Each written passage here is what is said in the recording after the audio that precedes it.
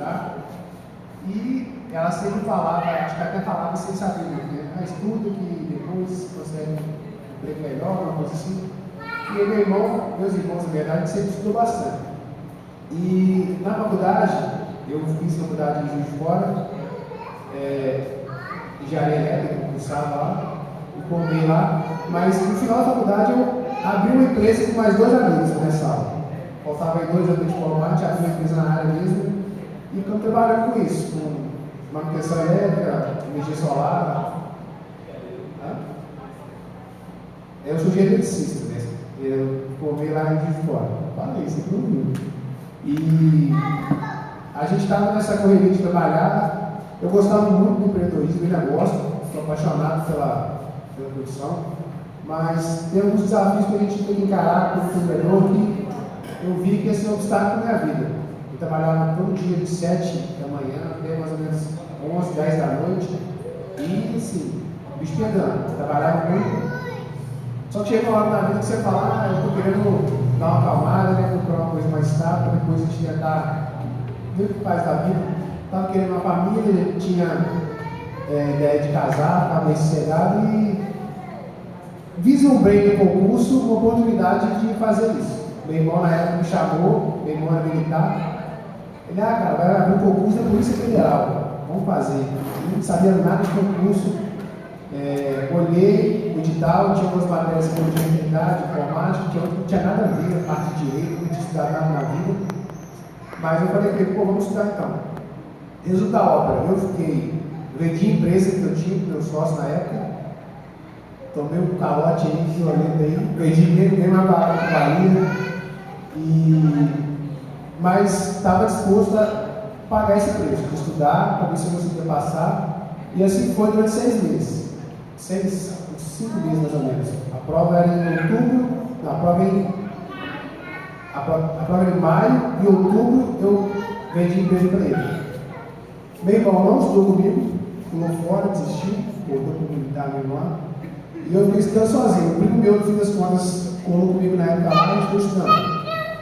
E assim, eu ficava em casa, acordava 8 horas da manhã, minha rotina era quase sempre essa. Acordava 7 horas da manhã, tomava café, 8 horas sentava, e até 8 da noite. Nem direto não, você parava, ia almoçar, fazer alguma coisa. Consegui fazer isso por causa do dinheiro da reserva que eu tinha lá, que eu tinha vendido, mas eu sei que na realidade muita gente isso aí, mas foi o que eu consegui fazer. E a gente estudou aí 6 meses direto, a prova de cima. Aí a prova, não sei se alguém já conhece a prova da Polícia Federal, mas assim, ele marcava verdadeiro ou falso. Fica lá algumas matérias, só que cada resposta errada que você marca, você perde uma certa. Então, por exemplo, a prova vale 100, não vale 20.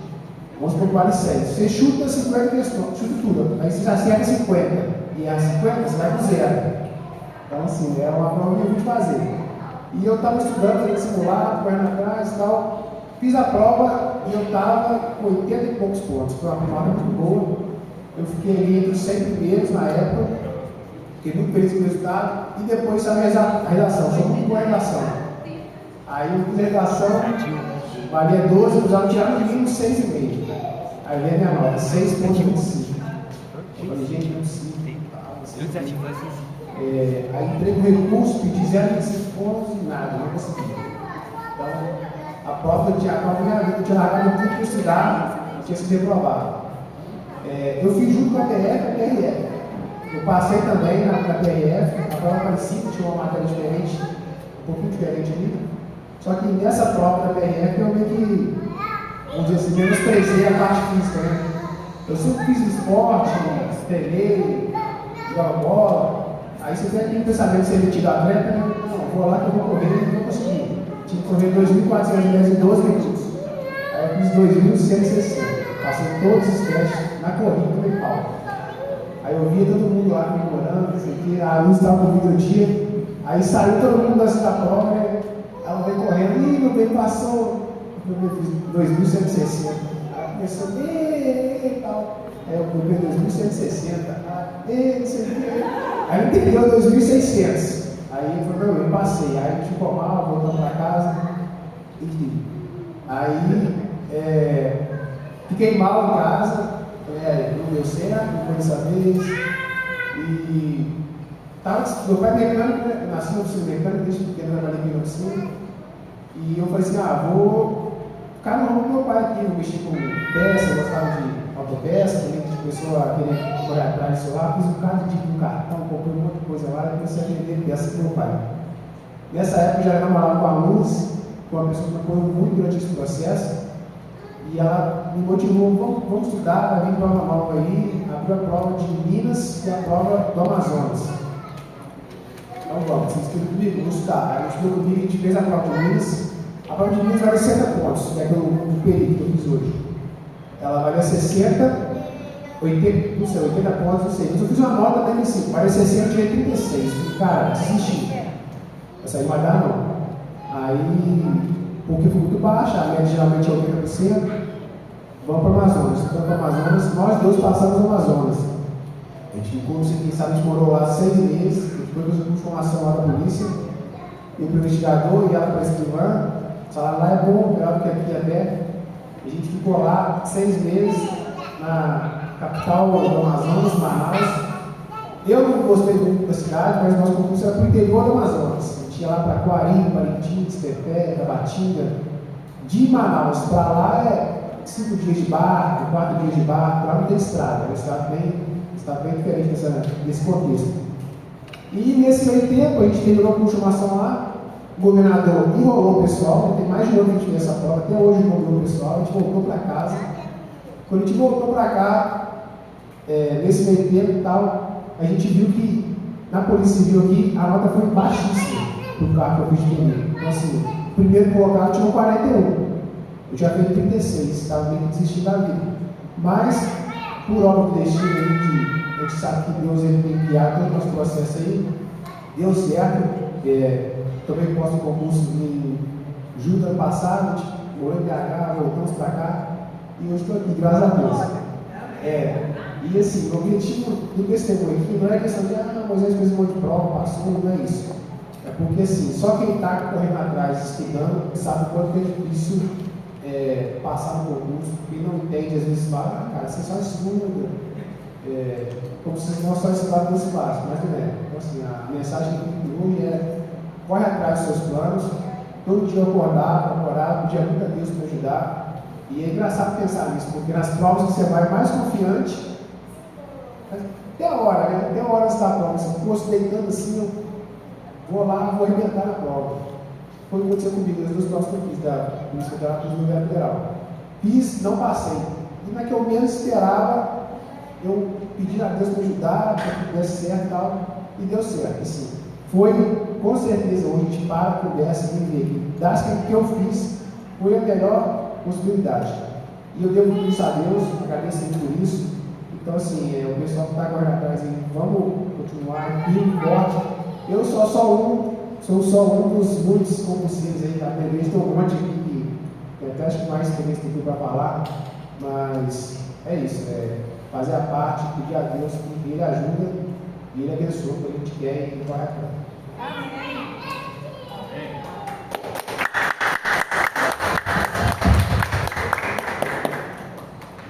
Eu não sei como foi a realidade de Moisés, no que diz respeito a estudo, no início da vida dele, mas a gente que vem aqui de uma realidade bem diferente do pessoal que estuda mais, a família da gente, os amigos da gente acham que estudar é um negócio bom. Porque estudar você não precisa tomar sol, você não precisa ficar canchado ali, né, tipo, durante a tarde, e acha não, você só estuda. Mas com a história de Moisés, ele já deu para vocês perceberem. E vocês também que estudam, que são concurseiros aí, deu para perceberem que o negócio não é fácil. Precisamos dedicar e, acima de tudo, precisamos muito de Deus.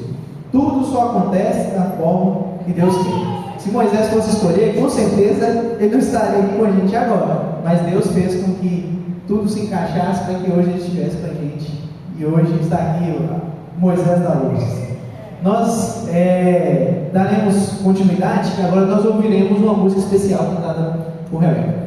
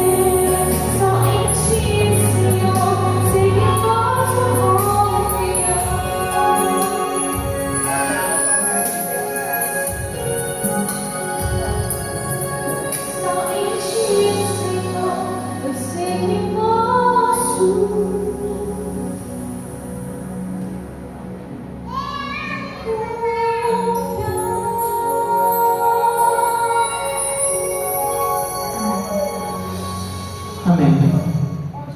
Nesse momento eu queria que você prestasse um pouquinho de atenção aqui em mim. Eu queria que agora fosse aquele momento de oração, aquele momento de reflexão. E eu peço a você que você neste instante, da maneira que está, pare, pense e se ligue, se reconecte a Deus. Você vai se ajoelhar e nós faremos uma oração. Eu queria que neste instante você começasse a refletir o motivo de você estar aqui em mais um JA, o motivo de você ter escolhido vir até aqui, e também o que você será a partir dessa semana que está chegando. Estamos finalizando também mais um sábado, e eu queria muito que você se conectasse com Deus nesse momento. Vamos ajoelhar, vamos fazer mais uma oração.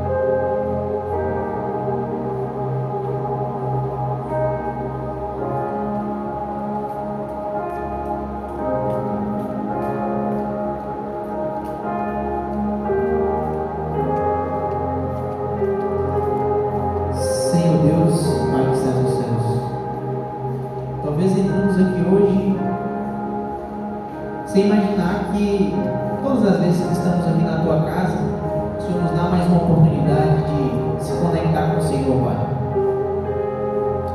Neste momento eu tenho certeza que alguns dos teus filhos estão imaginando aqui nas lutas que irão enfrentar durante essa semana, que está quase se iniciando.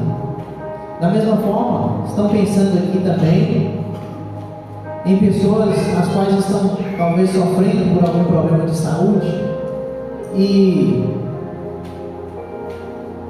essas pessoas estão clamando por um auxílio do Senhor.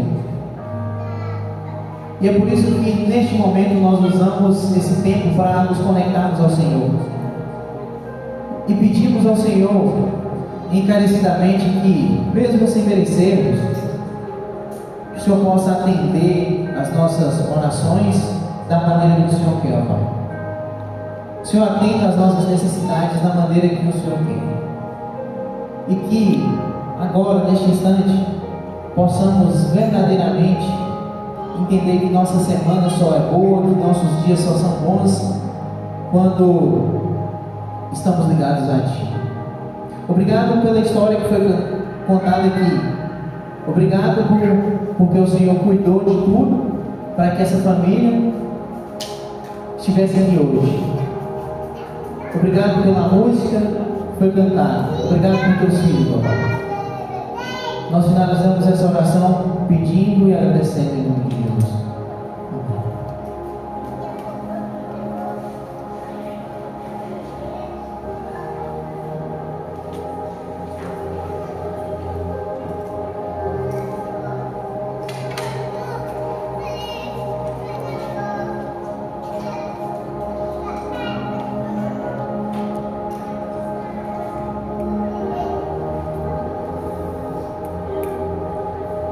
Pode abaixar o fundo musical, por favor.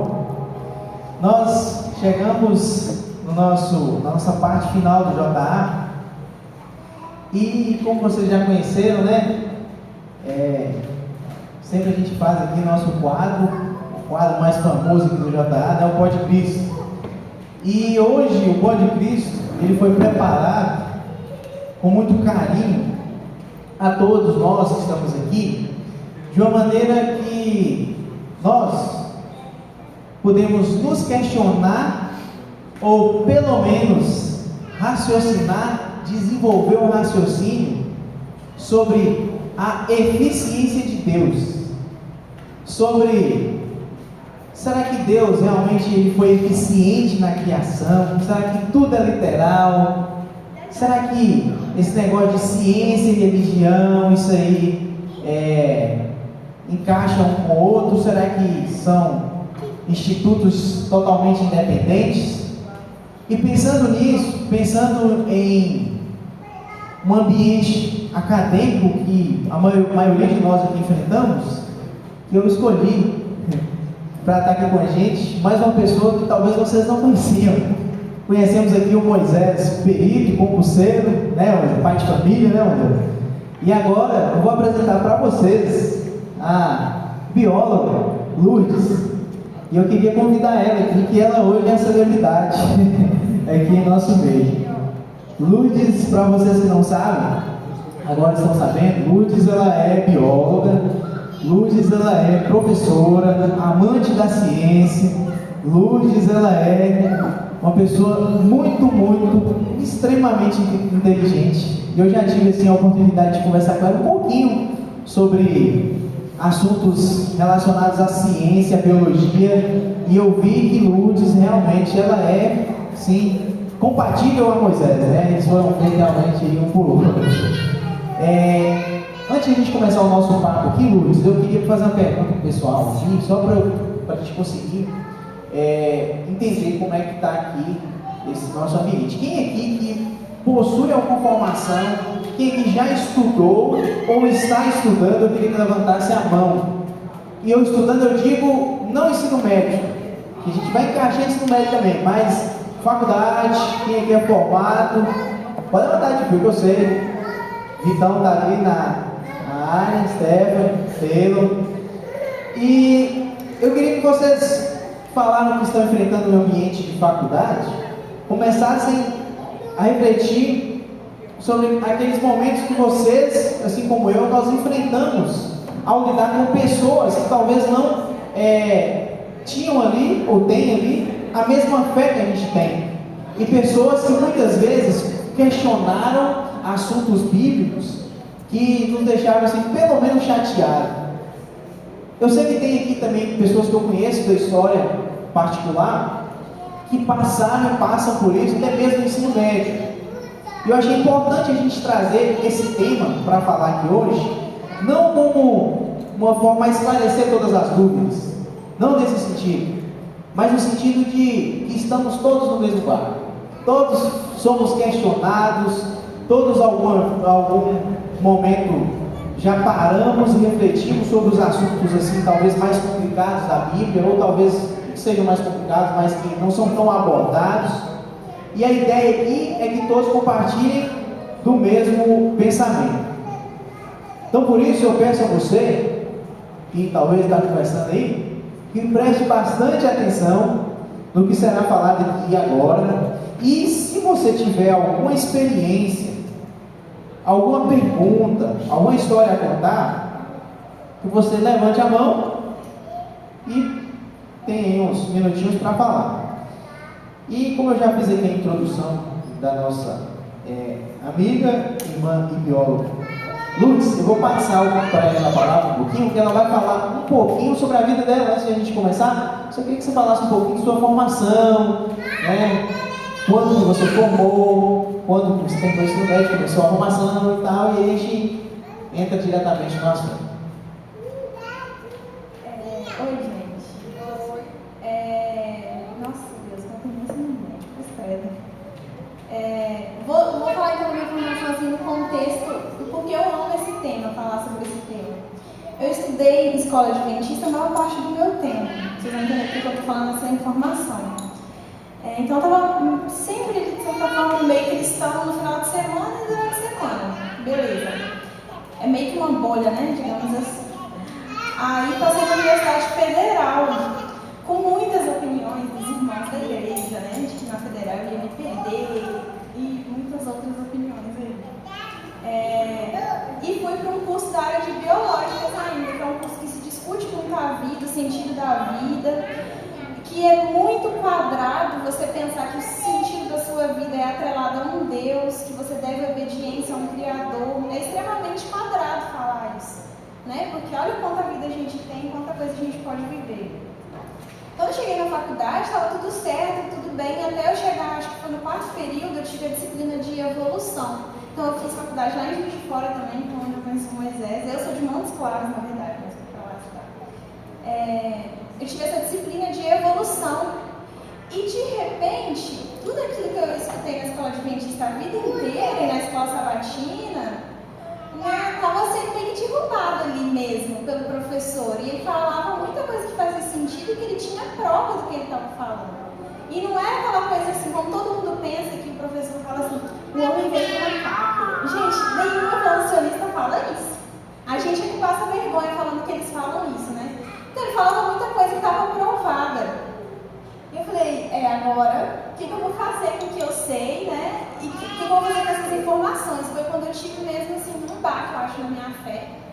E fui estudar esse tema. E na escola adventista era sempre assim, os livros didáticos. Até outro dia eu dei aula na escola adventista um tempo e eu via isso.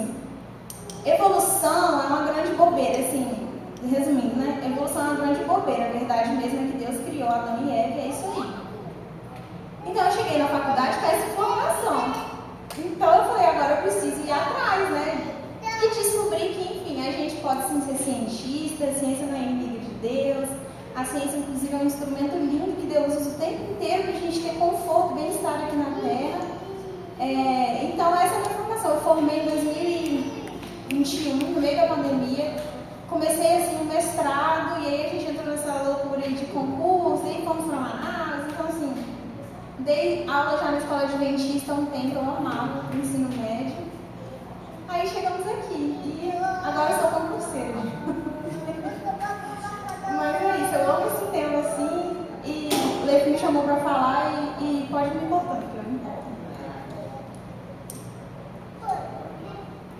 Liga o microfone azul, por favor, Samuel.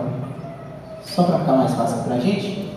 Não, você pode ficar à vontade, viu, Lourdes? Você pode falar à vontade. O que acontece? Eu queria perguntar para vocês. Vocês acham que, a gente já entrando no tema propriamente dito, queria perguntar para vocês, será que a Bíblia é um livro poético? Vocês acham que a Bíblia é um livro poético? Essa pergunta é capciosa, né? Será que a Bíblia é um livro poético? Quem é que tem coragem de levantar a mão e falar que a Bíblia é um livro poético? Stephanie está rindo, né, Stephanie? Eu acho que em partes tem parte de poesia. A Álvaro foi esperta aí, né? Por isso que eu falei que era capciosa a pergunta. Então, mudando aqui a pergunta, vamos ser mais diretos. Será que tudo que está escrito no Gênesis, no livro de Gênesis, o primeiro livro da Bíblia, aquela história que a gente estudou durante a semana, né? Adão e Eva, será que tudo aquilo ali é literal? Será que o dilúvio aconteceu? Realmente deu uma inundação em geral? Será que esse negócio não foi local? Será que não foi fenomenal? Será que foi todo o mundo mesmo à época? Queria que você pensasse nisso aí. Muitas vezes, nós somos colocados à prova, como o próprio Lourdes falou aqui, e nós nos questionamos. Será que a Bíblia ela pode ser provada pela ciência? Será que o dilúvio, como a gente citou como exemplo, será que ele realmente aconteceu e ele pode ser provado pela ciência? Eu acho que provado é um negócio assim meio pesado de falar, né, Luiz? Mas será que tem algum sentido a gente acreditar nisso? O pastor Rodrigo Silva ele faz a diferença lá de fé e fideísmo, né? Será que nós somos só crentes porque escutamos o pastor falar? Nós somos crentes porque ouvimos aqui todo dia uma pregação aqui? Ou nós temos raízes? Será que nossa fé possui raízes? Será que é lógico? Será que crer em Deus é lógico? A Bíblia é lógica? Essas perguntas, queria que você refletisse nessas perguntas. Talvez, se você não tenha pensado nisso até hoje, faço o convite a ter esse exercício de pensar sobre essas coisas. E agora já entrando no nosso tema, né, Lucas? Pergunto para você, será que a Bíblia é um livro poético? O Gênesis é um livro poético? Será que como é que é esse negócio? A ciência prova ali, como é que é? A gente estava até... Aumenta um pouquinho, por favor, Samuel, tá baixinho. com azul. E pode aumentar o meu pouquinho, só um pouquinho para eu conseguir falar mais distante. A gente estava falando nessa nossa parte sobre meias verdades, né? E a questão da Bíblia, assim, ó, no meio das universidades, ela não é desacreditada. Não é um livro assim, não acredito em Bíblia. O que a estratégia de Satanás, na verdade, é dizer que ela é um livro poético, é um lindo livro de histórias e de poesias, assim como tantos outros que a gente tem aí disponíveis.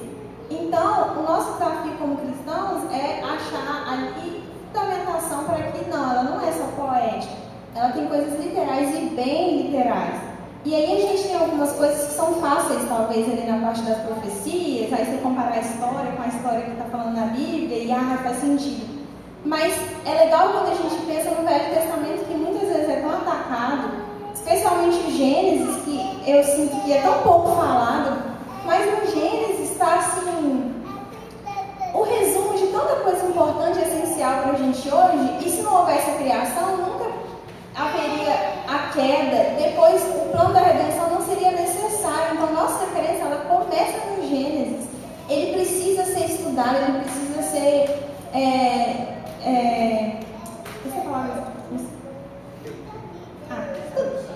esmiuçado, estudado.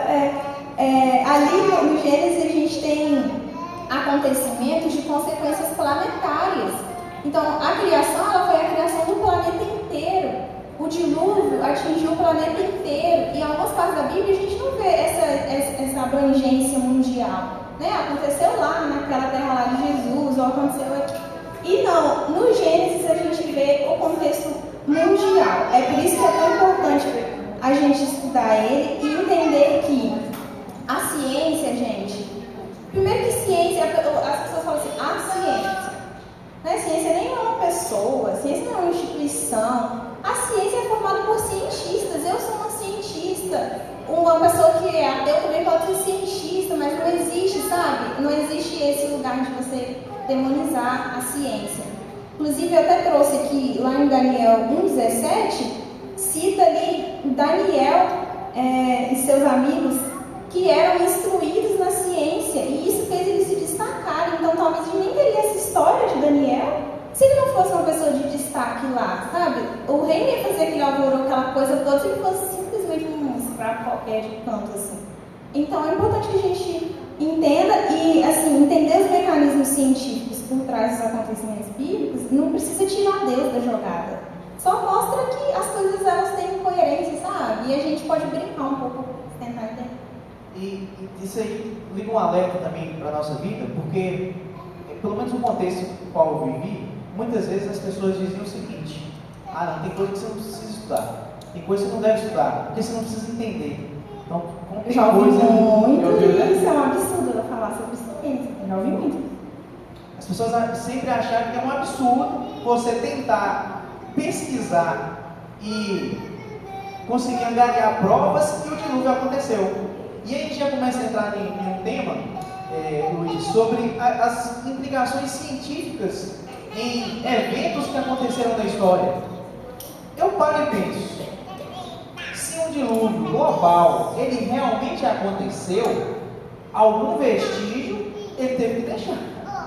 Considerando que nossa Terra, ela tem aí, mais ou menos, se eu me corrija de errado, mas mais ou menos 6 mil anos por ali de existência, a gente acredita, né, 2024 para cá e o restante para lá, esse dilúvio, ele tem que ter alguma marca na história.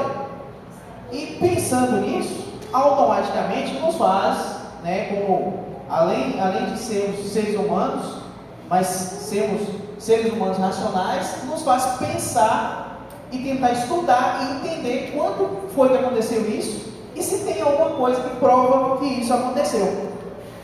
E aí eu comecei a falar sobre o dilúvio, e é o primeiro assunto que a gente vai abordar aqui.